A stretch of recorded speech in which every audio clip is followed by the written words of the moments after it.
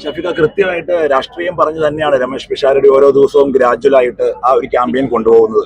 ഇപ്പോഴും പാലക്കാട് BJP തന്നെ നമുക്ക് കോൺഗ്രസിന് എതിരിടേണ്ടി വരുന്നു എന്നുള്ളതിനകത്തൊരു വലിയ ആശങ്ക ഇപ്പോഴും ഉണ്ടോ? ഞാൻ പറയുന്നത് രമേശ് പിഷാരടി രാഷ്ട്രീയം പറഞ്ഞ് ഗ്രാജുവലല്ല, രമേശ് പിഷാരടി രാഷ്ട്രീയം പറഞ്ഞിട്ടാണ് പൊതുപ്രവർത്തനത്തിലേക്ക് എത്തിയത്. ഞാനിവിടെ സൂചിപ്പിച്ചല്ലോ, ഞങ്ങൾക്ക് ഭരണത്തിന്റെ സൗകര്യങ്ങൾ കേന്ദ്രത്തിലോ സംസ്ഥാനത്തോ അദ്ദേഹം ജീവിക്കുന്ന മുനിസിപ്പാലിറ്റിയിലോ പോലും ഇല്ലാതിരുന്ന ഒരു കാലത്ത് രാഹുൽ ഗാന്ധി വർഗീയതക്കും വിഭാഗീയതക്കും എതിരെ രാജ്യം ഒരുമിക്കണം എന്ന് പറഞ്ഞ് നടത്തിയൊരു വലിയ മുന്നേറ്റത്തിനോടൊപ്പം തെരുവിൽ നടന്ന ഒരാളാണ് രമേശ് പിഷാരടി. അതുകൊണ്ട് തന്നെയാണ് അദ്ദേഹത്തിലെ കലാകാരനും രാഷ്ട്രീയക്കാരനെ കലാകാരനും രാഷ്ട്രീയക്കാരനും ഇത്തരം ഒരു അവസരം പാർട്ടി മുന്നണിയും കൊടുക്കാൻ തീരുമാനിച്ചത്. ഇന്നിപ്പോ അദ്ദേഹം ഇവിടെ സംസാരിച്ചത് നിങ്ങൾ കേട്ട് കാണും.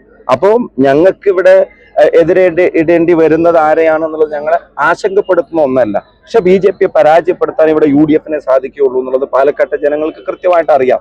അതിന് ഏറ്റവും നല്ല കാൻഡിഡേറ്റിനെ തന്നെയാണ് ഞങ്ങൾ പ്ലേസ് ചെയ്തത്. അതേതരം മനസ്സ് പാലക്കാടിനുള്ളപ്പോഴും ഇപ്പോഴും BJP കോൺഗ്രസിന് ഫൈറ്റ് ചെയ്യുന്നു അതിലെ ഒരു ആശങ്കയാണ്. അല്ല, ഫൈറ്റ് ചെയ്തിട്ട് പാലക്കാട് ജയിക്കുകയാണല്ലോ ചെയ്യുന്നത്, BJP പരാജയപ്പെടുത്തുകയാണല്ലോ ചെയ്യുന്നത്. മതേതരത്വത്തിന്റെ വിജയമാണല്ലോ പാലക്കാട് സംഭവിക്കുന്നത്. ആ വിജയം ആശങ്കപ്പെടാനുള്ളതല്ല, അത് ആശ്വസിക്കാനും സന്തോഷിക്കാനും ഉള്ളതാണ്.